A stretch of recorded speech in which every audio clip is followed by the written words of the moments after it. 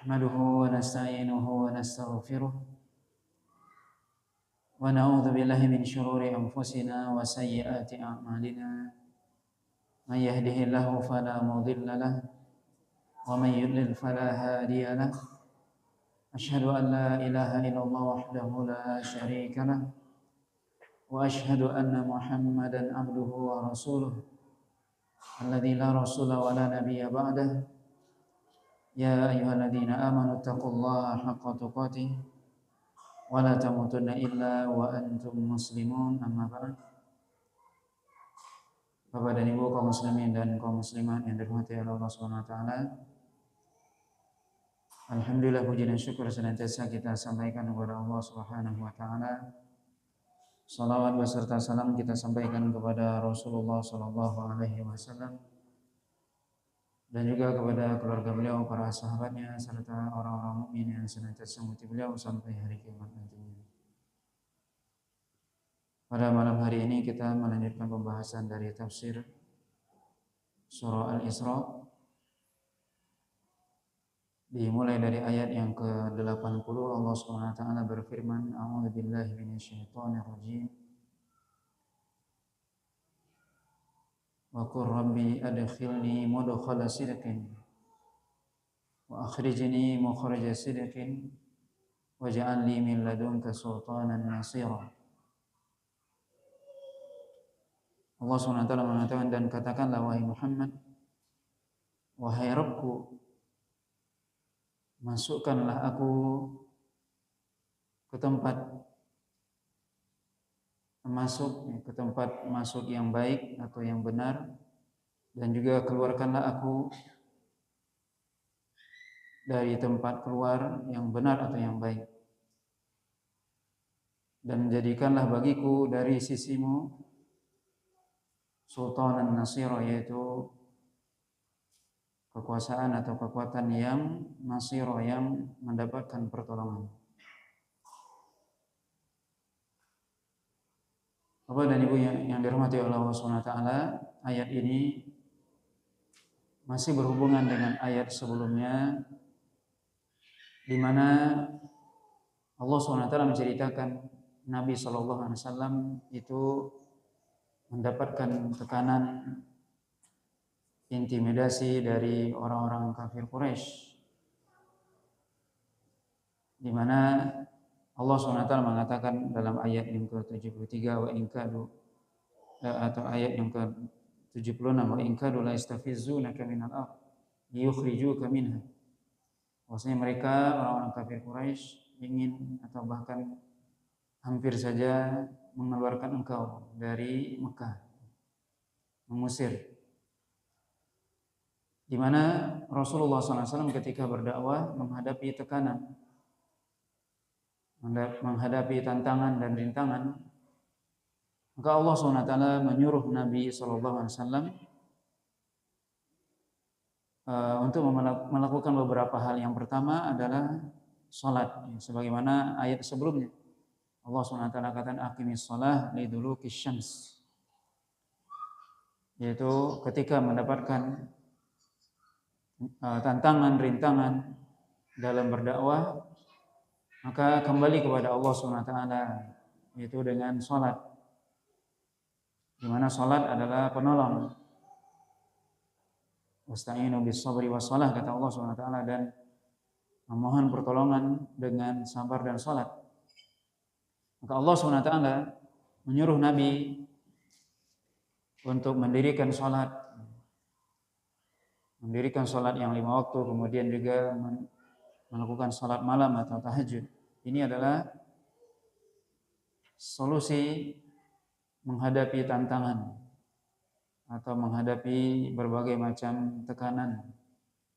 Dan secara umum, salat adalah solusi untuk menghadapi berbagai macam persoalan dalam hidup kita, di mana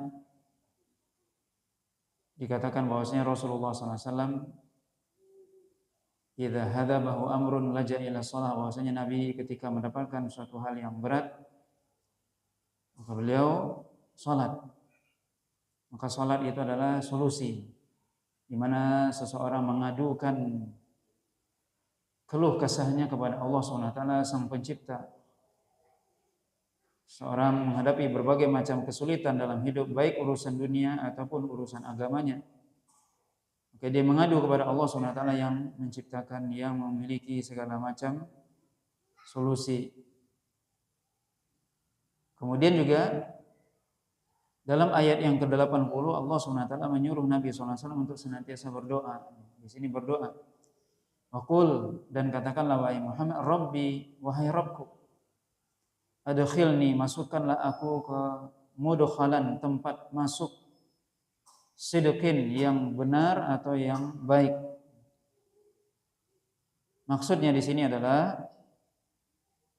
disebutkan oleh Imam Ibnu Katsir tafsir mudkhala sidqin artinya adalah Madinah, sebagaimana Imam Ibnu Katsir menukil perkataan dari Qatadah, seorang imam dari kalangan tabi'in. Beliau mengatakan bahwasanya mudkhala sidqin artinya adalah al-Madinah. Akhrijni mukhraja sidqin, dan keluarkanlah aku dari tempat keluar yang benar atau yang baik, yaitu Makkah. Apa maksud ayat ini? Yaitu Allah SWT menjelaskan bahwasanya memang Rasulullah SAW diusir oleh kaumnya dari Mekah, dan Allah SWT menyuruh Nabi untuk hijrah ke Madinah. Maka Madinah adalah tempat masuk yang benar atau yang baik bagi Nabi SAW dan juga para sahabat ketika itu. Adapun Mekah adalah negeri yang paling baik, di mana Nabi SAW mengatakan kepada Mekah ketika Nabi keluar dari Mekah, laula anna qaumaki akhrajuni ma kharajtu minki, kata Nabi SAW, kalau bukan karena kaummu wahai Mekah yang mengeluarkan aku tidak akan keluar dari engkau wahai Mekah. Maka Mekah adalah tempat yang paling istimewa, negeri yang paling dicintai oleh Allah dan Rasul-Nya. Maka tempat keluar di mana Nabi keluar dari negeri yang paling dicintai, yang Allah paling cintai dan juga Rasul-Nya paling mencintainya, yaitu Mekah. Pindah ke negeri yang juga tempat masuk, negeri yang juga dicintai oleh Rasul, yang sudah ditakdirkan oleh Allah SWT dan atas perintah Allah SWT, yaitu Madinah. Ini tafsir yang disebutkan oleh Imam Ibnu Katsir. Adapun sebagian ulama yang lain mengatakan maksud dari ayat ini lebih umum, ya, ini tentunya lebih khusus. Rabbi adkhilni mudkhala sidqin wa akhrijni mukhraja sidqin. Yaitu maksudnya adalah tadi yang disebutkan oleh Imam Ibnu Katsir, bahwasanya masukkanlah aku ke tempat masuk yang benar, yang baik, yaitu Madinah, dan keluarkanlah aku dari tempat keluar yang baik, yaitu Makkah. Itu makna yang pertama. Makna yang kedua yang disebutkan oleh para ulama adalah lebih umum, yaitu masukkanlah aku ke tempat yang di situ memang di situ ada kebaikan, dan selalu aku berada dalam kebaikan. Di mana tempat aku masuk, kemana aku masuk, maka berikan kebaikan di situ. Wa akhrijni mukhraja sidqin, dan keluarkan aku dari tempat yang di situ memang ada keburukannya, atau aku keluar dengan membawa kebaikan. Ini juga disebutkan makna ini oleh para ulama, di antaranya Syekh Abdurrahman bin Nasir As-Sa'di rahimahullah dalam tafsirnya As-Sa'di. Dan ini makna yang lebih umum, bahwasanya berdoa kepada Allah SWT di mana senantiasa kita masuk ke tempat yang di situ ada kebaikan, dan juga keluar selalu membawa kebaikan. Masuk ke tempat ataupun melakukan suatu hal senantiasa berada dalam kebaikan. Begitu juga ketika kita keluar dari suatu tempat juga meninggalkan kebaikan dan selalu berada dalam kebaikan.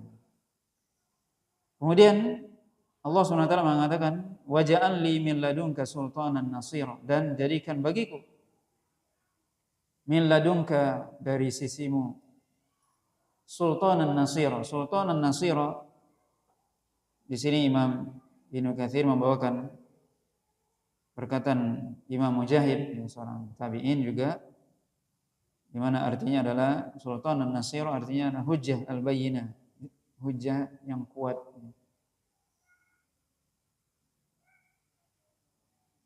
Kemudian juga disebutkan makna yang lain.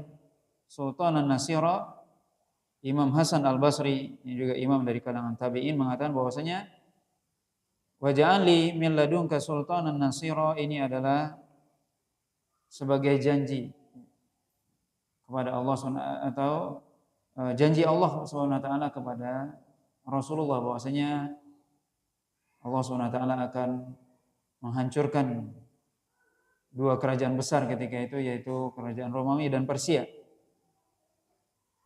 Di mana sultanan nasir artinya sultan, yaitu kekuasaan. Dan jadikan bagiku, jadi Rasulullah SAW meminta kepada Allah SWT, berikan bagiku dari sisimu, yaitu kekuasaan yang nasiro, yang bisa yang ditolong. Nasir artinya yang ditolong, mansur yang ditolong oleh Allah SWT, yaitu dengan bisa mengalahkan orang-orang kafir ketika itu di dua kerajaan yang besar ketika itu, yaitu Romawi dan Persia. Dan ini tentunya terjadi di zaman Khalifah Umar bin Khattab radhiyallahu taala anhu. Maka ini dua makna ya. Makna yang pertama, sultanan nasir artinya berikan kepadaku hujjah. Senantiasa berbicara dengan hujjah yang kuat. Atau berikan kepadaku kekuasaan yang ditolong. Kemudian Allah SWT mengatakan dalam ayat selanjutnya, wa qul ja'al haqq wa zahaqal batil innal batila kana zahuqa, dan katakanlah telah datang kebenaran dan telah lenyap kebatilan. Sungguhnya kebatilan itu adalah sesuatu yang akan lenyap atau hilang. Di mana ayat ini menjadi sebuah sinyal atau isyarat dari Allah SWT bahwasanya orang kafir Quraisy mereka akan dikalahkan. Kata Imam Ibnu Katsir bahwasanya ini adalah sebuah peringatan atau ancaman bagi orang-orang kafir Quraisy, di mana akan datang kebenaran atau telah datang kebenaran, yaitu Islam, dan kebatilan akan hancur, yaitu kekufuran dan kesyirikan, di mana orang-orang kafir Quraisy yang mereka mengusir Nabi SAW atau membuat Nabi tidak nyaman di Mekah, yang menyebabkan Nabi hijrah ke Madinah. Kemudian setelah itu, beberapa tahun setelah itu, Rasulullah SAW dengan para sahabat dengan izin Allah menaklukkan kota Mekah pada tahun ke-8 Hijriah. Maka ayat ini menjadi ancaman bagi orang kafir Quraisy. Qul ja'al haqq, yaitu telah datang kebenaran, yaitu al-Islam. Wa zahaqal batil, dan juga kebatilan telah lenyap atau akan hilang. Dan ini juga tentunya tidak hanya kepada Rasulullah SAW secara khusus, tapi juga kepada umat seluruhnya, bahwasanya Islam itu akan datang dan selalu ada. Adapun kebatilan itu akan lenyap. Yang namanya kebatilan, walaupun dia kelihatannya muncul, walaupun dia kelihatannya ada, tetapi dia akan lenyap, dia akan hilang. Dia tidak akan kekal. Yang kekal adalah kebenaran. Maka Allah SWT mengatakan misalnya dalam surah Al-Anbiya, bal naqdhifu bil haqq 'alal batil fayadmaghuhu fa idza huwa zahid. Bahwasanya kebatilan itu akan dilenyapkan oleh Allah SWT. Ibaratnya air, di mana kebatilan itu seperti buih yang mungkin kelihatannya banyak dan sebagainya, tapi tidak kokoh. Adapun kebenaran, dia akan tetap ada. dia akan kuat, dan Allah SWT telah menjanjikan bahwasanya agama ini akan ditolong oleh Allah SWT sampai hari kiamat. La tazalu ta'ifatun min ummati zahirina 'alal haqq la yadurruhum man khadzalahum, kata Nabi SAW bahwasanya akan ada senantiasa dari umat ini yang berada di atas kebenaran sampai hari kiamat, yang orang-orang menyelisih mereka tidak memberikan sedikit pun pengaruh kepada kebenaran. Maka kebenaran akan selalu ada, dan Allah SWT telah menjamin. Tinggal bagaimana siapakah yang akan menolong kebenaran itu. Sungguhnya agama ini, Islam ini adalah agama yang mansur, yang akan ditolong oleh Allah SWT. Akan ada selalu di muka bumi ini. Karena itu dijamin oleh Allah SWT bahwasanya Islam itu akan selalu ada di atas dunia ini. Tapi tidak ada jaminan bahwasanya Islam itu selalu ada di Indonesia atau di kampung kita, tidak ada jaminan. Tapi di dunia ini akan ada. Kita bisa lihat dulu di Andalus atau Spanyol itu lebih kurang 5 atau 6 abad Islam jaya. Itu bisa bayangkan 5 abad atau 6 abad, 500 tahun. Sekarang nggak ada. Indonesia belum berapa tahun gitu. Maka tidak ada jaminan. Tergantung bagaimana manusianya benar-benar menolong agama Allah SWT. Maka kebenaran itu akan selalu ada di muka bumi ini. Selalu. Itu janji Allah SWT. Tapi Islam itu apakah ada selalu di negeri kita, di kampung kita, atau bahkan yang lebih kecil di tengah keluarga kita, itu adalah tergantung bagaimana kita menolong agama ini. In tansurullah yansurkum. Jika kalian menolong agama Allah, maka Allah akan menolong. Dan sebenarnya kita yang butuh kepada Islam. Islam tidak butuh kepada kita. Bahwasanya kebenaran itu akan selalu ada dan selalu kuat, dan itu akan selalu ditolong oleh Allah SWT. Maka orang yang senantiasa menolong kebenaran, dia akan ditolong. In tansurullah yansurkum. Jika Anda menolong Allah, maka Allah akan menolong Anda. Jika kita berpegang dengan agama ini dengan benar, dengan bersungguh-sungguh, Allah akan menolong. Tapi ketika suatu kaum dia sudah mulai meninggalkan Islam itu sendiri, maka Allah akan membiarkan. Kemudian Allah SWT melanjutkan dalam ayat yang ke-82, Allah SWT mengatakan wa nunazzilu minal qur'ani ma huwa shifa wa rahmatun lil mu'minin wa la yazidudz zalimina illa khasara. Allah SWT mengatakan, dan kami turunkan Al-Qur'an ini di mana di dalamnya ada syifaun. Syifa artinya adalah penyembuh. Warahmah, dan rahmat, kasih sayang Allah SWT lil mu'minin, bagi orang-orang yang beriman. Wala yazidudz zalimina illa khasara. Dan tidak menambahkan Al-Quran itu bagi orang yang zalim kecuali kerugian. Allah SWT dalam ayat yang mulia ini mengatakan wa nunazzilu minal Qur'an, dan kami menurunkan Al-Qur'an. Al-Qur'an ini, kata Allah SWT, ma huwa syifa, di mana Al-Qur'an itu adalah syifa, artinya penyembuh. Di mana Al-Qur'an menyembuhkan penyakit jasmani dan rohani.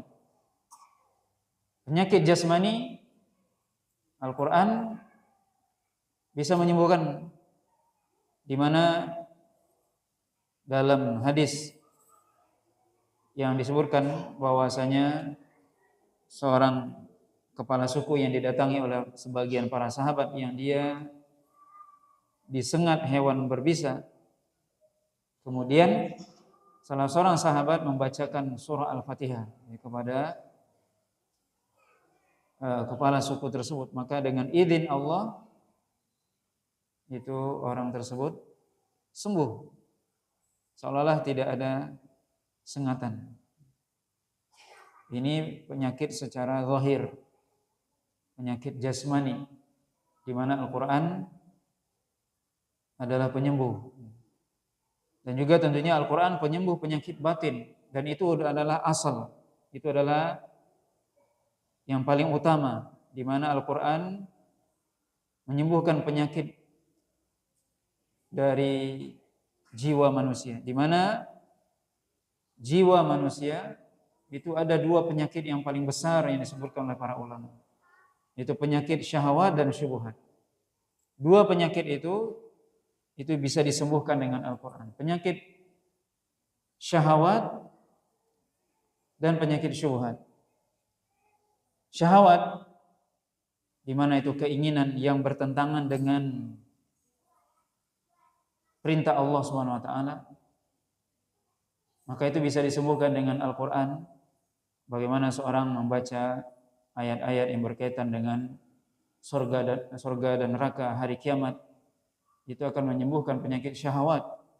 Seorang yang dia terlalu cinta kepada dunia, syahwat kepada dunia,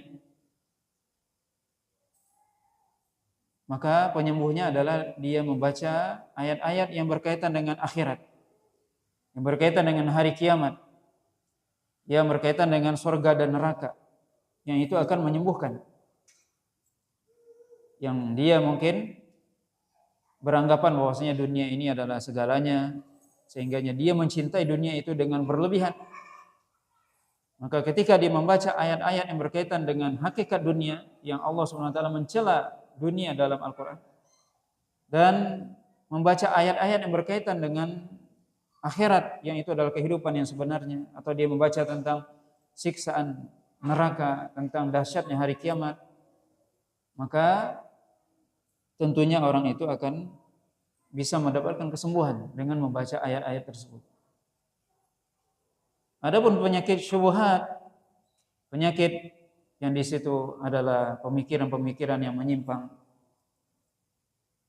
atau pemahaman yang menyimpang dari jalan yang lurus, maka obatnya adalah dengan seseorang membaca ayat-ayat yang berkaitan dengan akidah, yang berkaitan dengan tauhid, berkaitan dengan kekuasaan Allah SWT. Itulah yang akan menyembuhkan. Maka tentunya penyakit yang ada dalam diri manusia, penyakit jiwa, dan itu yang paling berat sebenarnya. Adapun penyakit jasmani itu mudah untuk dideteksi, orang lain bisa mengetahui. Tapi penyakit hati atau penyakit jiwa, kadang orang yang memiliki penyakit itu tidak mengetahui. Maka seorang hendaknya dia memperbanyak membaca Al-Quran. Bagaimana Al-Quran itu bisa menyembuhkan penyakit, terutama penyakit hati. Karena memang Al-Quran itu adalah wahyu, di mana ruh kita itu butuh gizi, butuh makanan, butuh asupan. Di mana asupan dari ruh itu adalah wahyu, yaitu Al-Quran. Maka orang yang dia senantiasa membaca Al-Quran, kemudian dia mentadaburi Al-Quran, memahami Al-Quran, dengan itulah dia mendapatkan petunjuk, dengan itulah dia mendapatkan kesembuhan. Tentunya tidak semua orang yang membaca Al-Quran mendapatkan kesembuhan. Tentunya yang bisa mendapatkan kesembuhan itu adalah orang-orang yang benar-benar dia memahami Al-Quran itu sendiri. Dia menghayati Al-Quran. Maka ini pentingnya kita mempelajari makna dan tafsir dari Al-Quran. Apa maksud dari ayat ini? Dan tentunya juga yang bisa mengambil pelajaran dari Al-Quran itu adalah orang-orang yang hatinya bersih. Karena Al-Quran itu adalah kalamullah, perkataan Allah SWT yang bersih dan suci. Tidak mungkin bisa diambil faedah dari kalamullah kecuali juga hati yang bersih, hati yang suci. Maka di sini seorang yang dia ingin mendapatkan syifa, obat penawar atau kesembuhan dari Al-Qur'an, maka hendaknya dia senantiasa ya membaca Al-Qur'an. Dan orang yang sering membaca Al-Qur'an, dengan sendirinya dia akan mendapatkan faedah. Orang yang banyak baca Al-Qur'an. Tentunya tidak hanya sekedar baca. Ada waktu untuk kita baca Al-Qur'an itu. Setiap hari enggak boleh kita lewat hari kita kecuali kita baca Al-Qur'an. Karena kalau seandainya badan kita ini butuh makanan asupan, kita makan 3 kali sehari atau 2 kali. Kalau kita tidak makan, kita lemas. Tidak ada asupan. Begitu juga ruh kita butuh asupan. Kalau kita sehari tidak baca Al-Quran, ruh kita, jiwa kita akan gersang. Jiwa kita akan lemah dan lemas. Sehingga tidak bisa menangkap hal-hal yang baik. Kalau kita tidak makan misalnya, tidak makan dan minum, itu kita lemas, tidak bisa berpikir dengan baik misalnya. Tidak bisa melakukan hal-hal yang produktif. Karena badannya lemas. Begitu juga jiwa. Jiwa kita juga butuh asupan. Kalau kita tidak baca Al-Quran sehari, ya lemas. Dan lemah jiwa itu. Mudah dihinggapi penyakit. Orang nggak makan, dia sakit. Kena sakit mah biasanya. Jiwa yang tidak baca Al-Quran juga tiap hari tidak ada baca Al-Quran. Lewat 1 hari tidak ada baca Al-Quran, maka jiwa kita akan gersang. Jiwa kita akan lemah, terjangkit penyakit. Ya penyakit apa? 2 penyakit tadi. Penyakit syubhat dan syahwat. Itu secara umum penyakit yang sangat berbahaya. Kecintaan yang terlalu kepada dunia atau penyakit penyimpangan dalam pemikiran. Dan ini adalah penyakit yang berbahaya. Maka hendaknya kita senantiasa membaca Al-Quran. Itu baru baca. Hendaknya juga ada waktu kita mentadaburi Al-Quran. Karena Allah SWT mengatakan, afala yatadabbaruna Al-Quran, am ala qulubin akhfaluha. Apakah mereka tidak mentadaburi Al-Quran atau hati mereka sudah terkunci? Maka wajib kita mentadaburi Al-Quran. Karena Al-Quran diturunkan untuk dibaca, kemudian ditadaburi, dipahami. Apa maksud dari ayat ini? Kita baca 1 ayat, yang kemudian kita tadaburi makna itu lebih baik. Yang dimana 1 ayat itu bisa jadi merubah kehidupan kita. Bisa jadi seorang membaca 1 ayat, kemudian dia pahami, kemudian berubah hidupnya. Dan itu kita bisa lihat, kita sudah baca kisah para ulama atau para sahabat di zaman dahulu. Bagaimana Umar bin Khattab berubah kehidupannya. Dari yang tadinya ingin membunuh Rasul, ketika mendengarkan ayat Al-Quran atau membaca Al-Quran, Toha ma anzalna alaikal Qur'an litashqa illa tadhkiratan liman yakhsha. Akhirnya apa? Berubah kehidupan. Karena mendengarkan ayat, beberapa ayat. Fudail ibnu Iyad, seorang penjahat, begal, terkenal di zaman itu. Dengar nama Fudail itu orang takut. Dengar namanya saja. Apalagi bertemu dengan dia. Begal terkenal, ditakuti di zamannya. Tapi ketika mendengar 1 ayat, alam ya'ni lil ladzina amanu an takhsha'a qulubuhum li dzikrillah, mendengar 1 ayat saja langsung berubah kehidupannya. Tapi ketika itu apa? Dia mendengar ayat itu dan memang dia meresapi. Di situ hatinya mendapat hidayah. Jubair ibnu Mut'im, seorang musyrik, dia mendapatkan hidayah Islam karena mendengar Nabi SAW membaca ayat ketika dia ditawan oleh Nabi SAW di masjid ketika dia termasuk tawanan perang Badar. Nabi SAW ketika itu membaca surah At-Tur di salat maghrib. Am khuliqu min ghairi syai'in am humul khaliqun. Apakah mereka tercipta begitu saja manusia ini atau ada yang menciptakan mereka? Am humul khaliqun, atau mereka yang menciptakan diri mereka sendiri? Apakah mereka manusia itu tercipta begitu saja? Atau mereka menciptakan diri mereka sendiri? Maka Jubair Ibnu Mut'im berpikir, mendengar ayat itu, kata beliau, kada qalbi an yatir, hampir saja hatiku terbang mendengarkan ayat itu. Disitulah awal hidayah masuk. Maka dalam hal ini tentunya kita ada waktu membaca Al-Quran, ada waktu untuk kita mentadaburi Al-Quran. Yang dengan mentadaburi Al-Quran itu kita mendapatkan faedah yang sangat besar. Dan Allah SWT mengatakan dalam ayat yang mulia ini, tidak ada yang bisa mendapatkan faedah dari Al-Quran kecuali orang yang beriman. Allah SWT mengatakan di sini apa? Syifa'un wa rahmatun lil mu'minin. Al-Quran itu akan menjadi penyembuh, menjadi obat penawar, dan rahmat. Bagi siapa? Bagi orang yang beriman.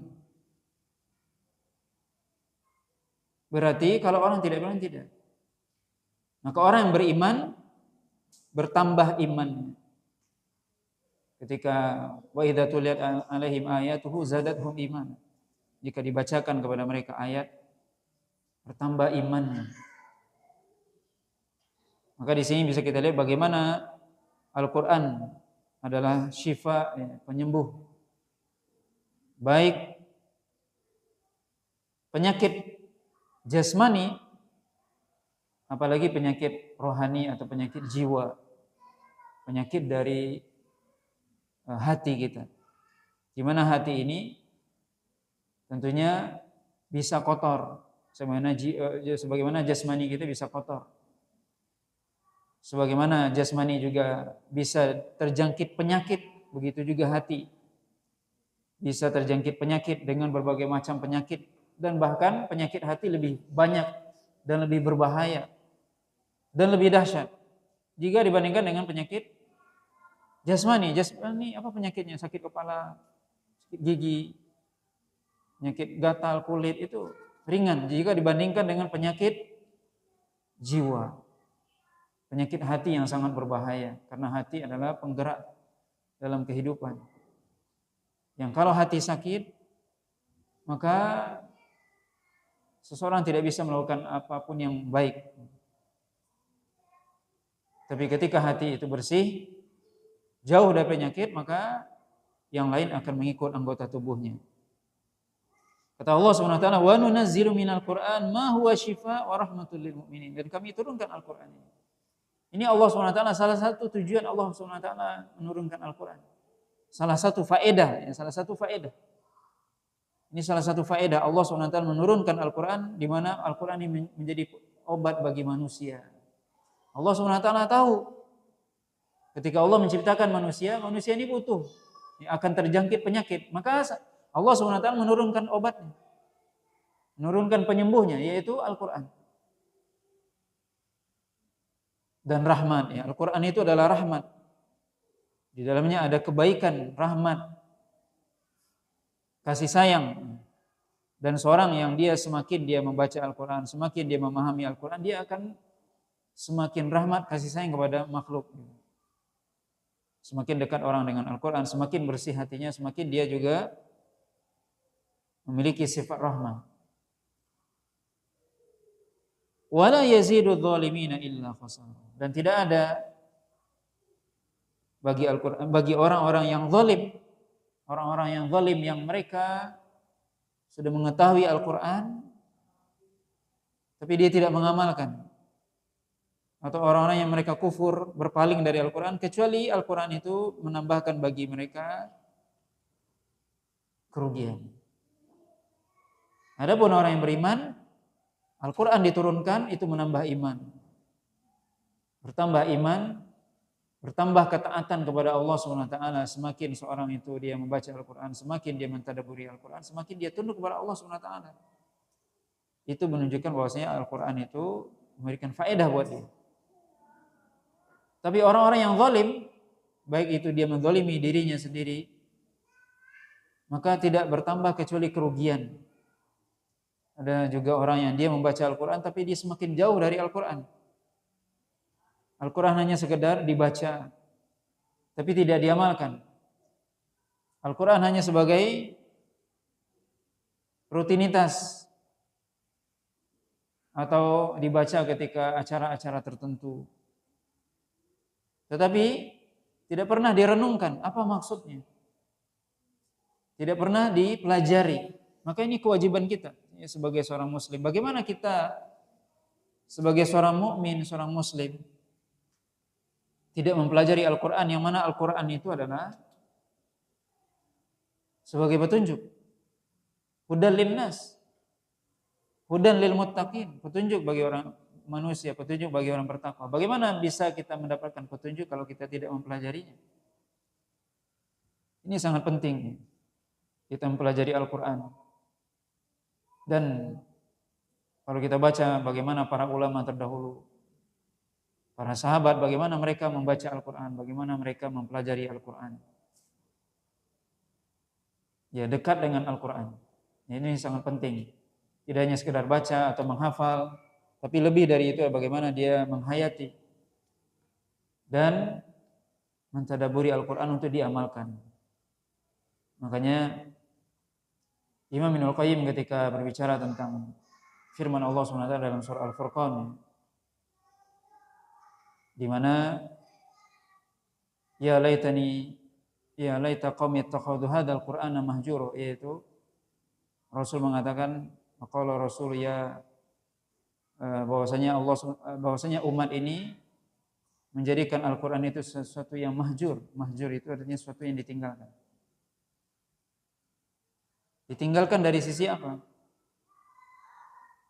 Baik, yang pertama kata Imam Qayyim, ditinggalkan dari sisi membaca.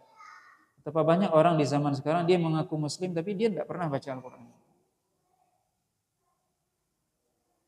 Baca Al-Qur'an tidak pernah. Atau dia baca Al-Qur'an tapi dia meninggalkan mempelajarinya, memahami makna dan isinya. Atau dia memahami, mentadaburi, tapi dia meninggalkan beramal dengan Al-Qur'an. Dia tidak beramal dengan Al-Qur'an. Dia tahu maksudnya. Dia tahu ini perintah Allah, dia tidak lakukan. Ini dia tahu larangan Allah, dia tidak tinggalkan. Atau dia tidak berhukum dengan Al-Qur'an. Kemudian juga kata Imam Al-Qayyim, termasuk juga hujran, yaitu meninggalkan, yaitu talabus syifa, yaitu mencari penyembuhan dengan Al-Qur'an. Banyak orang yang dia mencari penyembuhan kepada selain Al-Qur'an, terutama dalam masalah penyakit jiwa. Ya, jiwa kita tidak mungkin bisa diobati kecuali Al-Qur'an. Al-Qur'an ini adalah penyakit yang bisa menyembuhkan penyakit jiwa, penyakit syahwat dan syubhat. Yang mana penyakit itu, kedua penyakit itu adalah penyakit yang sangat berbahaya. Kemudian ini menunjukkan juga bahwasanya orang yang tidak beramal dengan Al-Qur'an, yang meninggalkan Al-Qur'an, dia tidak akan bertambah baginya kecuali kerugian. Kenapa dia rugi? Karena Al-Qur'an itu, kata Nabi SAW, hujjatun laka aw alaika. Al-Qur'an itu akan menjadi penolong Anda, memberikan syafaat. Itu bagi siapa? Bagi orang yang dia mempelajari Al-Qur'an kemudian dia mengamalkannya. Atau hujjatun alaika, kata Nabi SAW, akan menjadi sesuatu yang akan membahayakan dia di akhirat. Al-Qur'an akan menuntut Anda membaca tapi tidak Anda amalkan Al-Qur'an. Maka ini yang berbahaya. Maka Al-Qur'an jangan sampai menjadi hujjatun alaina, tapi hendaknya hujjatun lana, akan memberikan syafaat. Bagaimana itu bisa kita dapatkan? Ya, kalau kita membaca, mempelajari dan mengamalkannya. Maka ini kerugian kalau seorang hanya sekedar baca kemudian tidak dia pelajari, tidak dia amalkan, apalagi tidak diamalkan. Ini menjadi kerugian bagi dia di dunia dan di akhirat. Al-Qur'an akan menjadi musuh dia di akhirat ketika dia tidak menjadikan Al-Qur'an sebagai pedoman hidupnya, tidak diamalkan.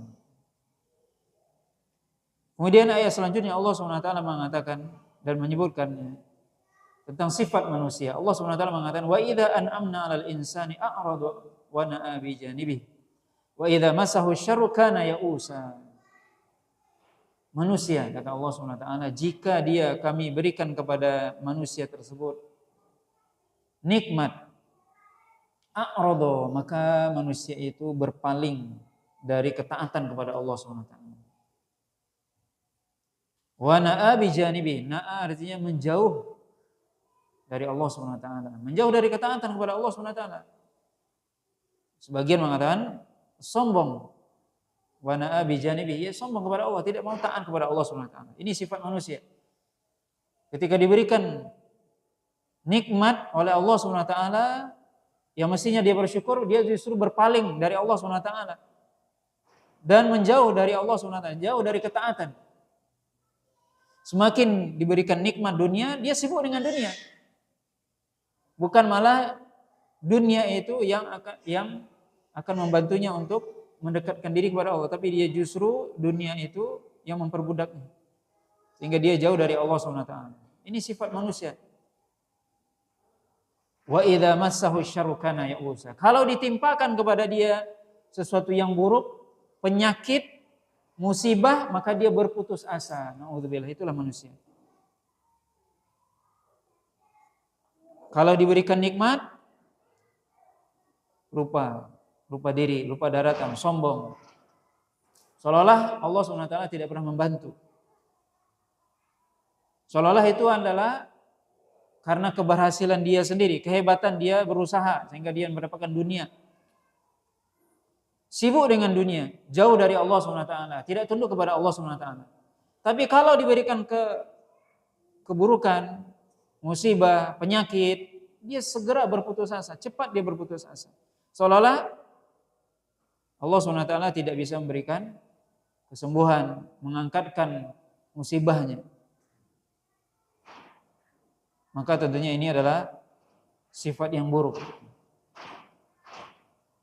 Yang mana yang baik, yang benar itu adalah bagaimana seorang ketika dia diberikan oleh Allah SWT nikmat, dia bersyukur kepada Allah. Semakin dia diberikan nikmat, semakin dia dekat kepada Allah. Sebagaimana Rasulullah SAW.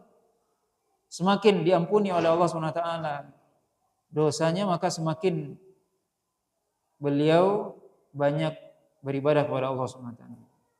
Semakin lama salatnya, semakin banyak ibadahnya, zikirnya. Ini mestinya. Ketika seorang mendapatkan nikmat dari Allah, semakin dia dekat kepada Allah.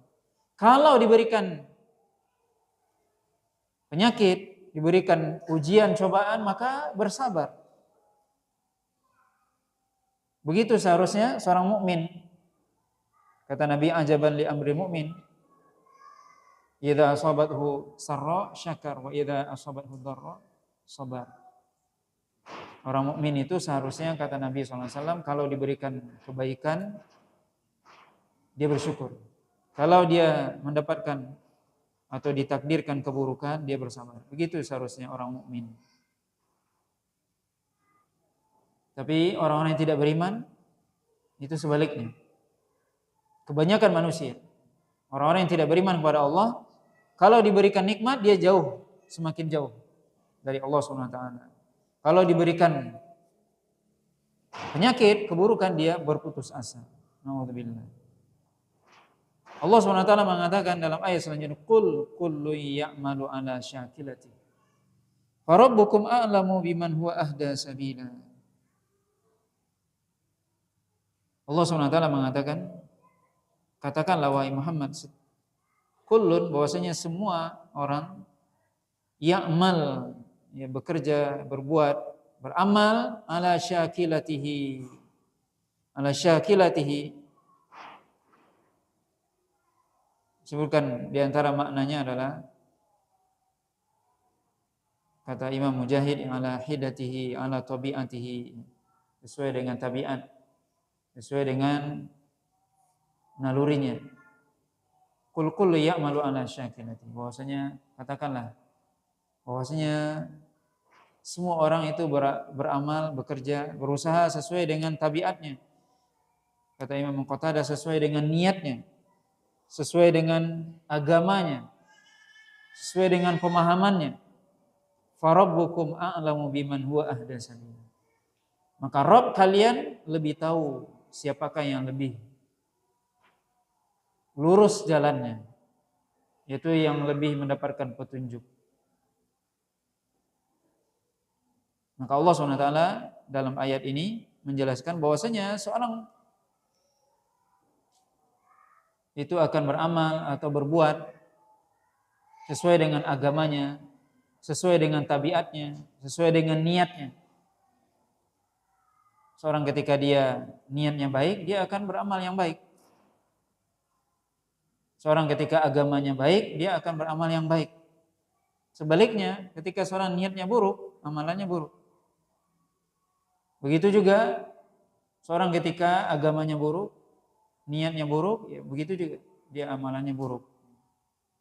Tabiatnya, seorang ketika tabiatnya baik, dia amalannya baik. Tabiatnya buruk, dia juga melakukan yang buruk.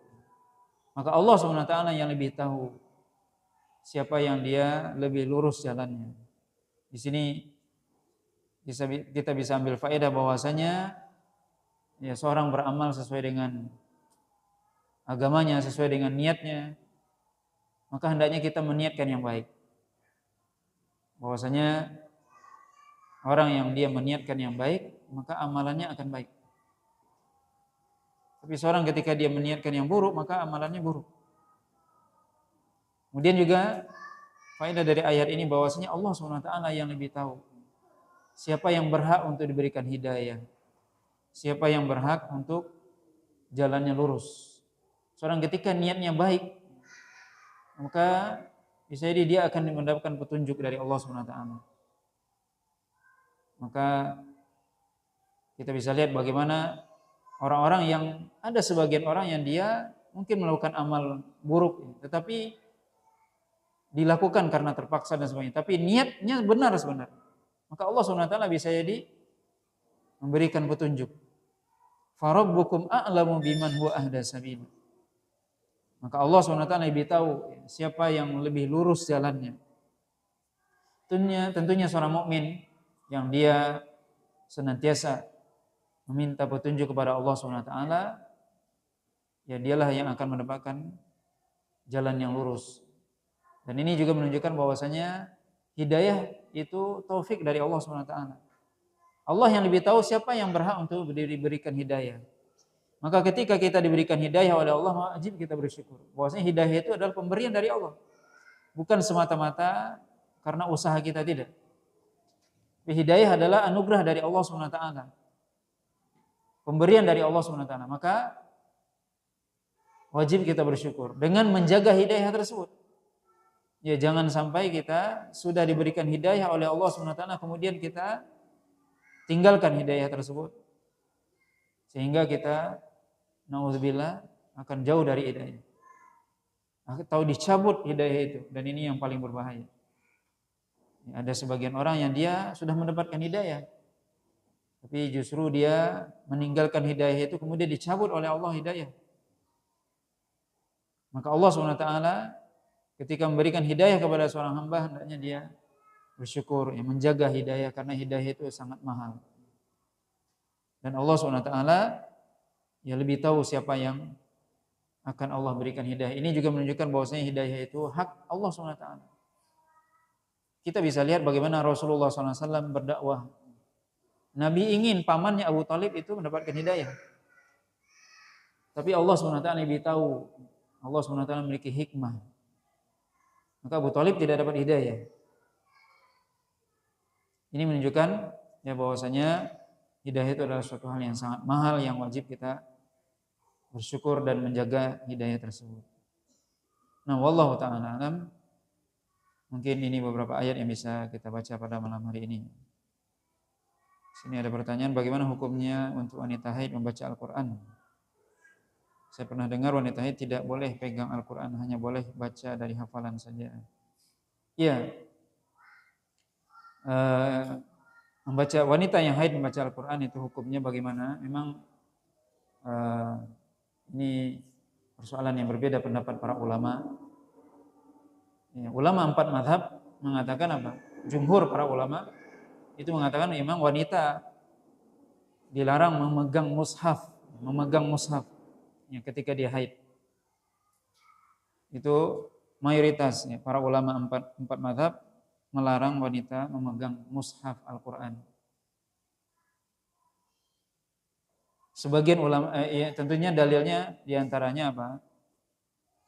Di antara dalilnya adalah yang Allah sebutkan dalam akhir surah Al-Waqiah, la yamassuhu illal mutahharun, walaupun pendalilan dari ayat itu diperdebatkan, tapi itu di antara dalil. Kemudian hadis Nabi la yamassuhu illa tahir, kata Nabi. Tidak boleh memegangnya, yang maksudnya di situ adalah Al-Qur'an, illa tahir, kecuali orang yang suci. Maka memegang Al-Qur'an itu wanita yang haid dilarang, mushaf Al-Qur'an.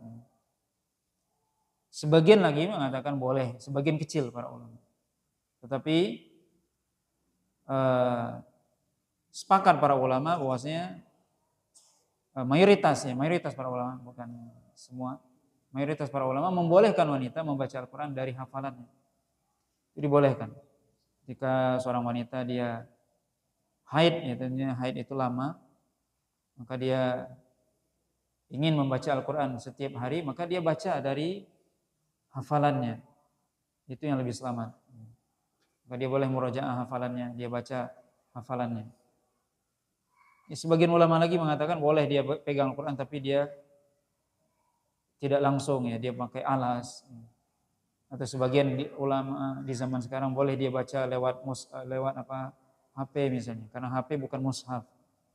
Itu ya persoalan khilaf ya para ulama, tapi tentunya lebih hati-hati, ya, dia tidak megang langsung Al-Quran. Itu lebih hati-hati. Dan adapun membaca dari hafalan itu tentunya mayoritas para ulama membolehkan. Silakan ya dibaca Al-Quran dari hafalan, atau dia mendengar istima' Al-Quran, mendengar, baik ada orang yang membaca langsung atau dia mendengar mungkin dari kaset ataupun yang sejenisnya. Nah, wallahu ta'ala a'lam, wa sallallahu ala nabiyina Muhammadin wa ala alihi wasallam. Subhanakallahumma wa bihamdika asyhadu an la ilaha illa anta astaghfiruka wa atubu ilaik. Assalamualaikum warahmatullahi wabarakatuh.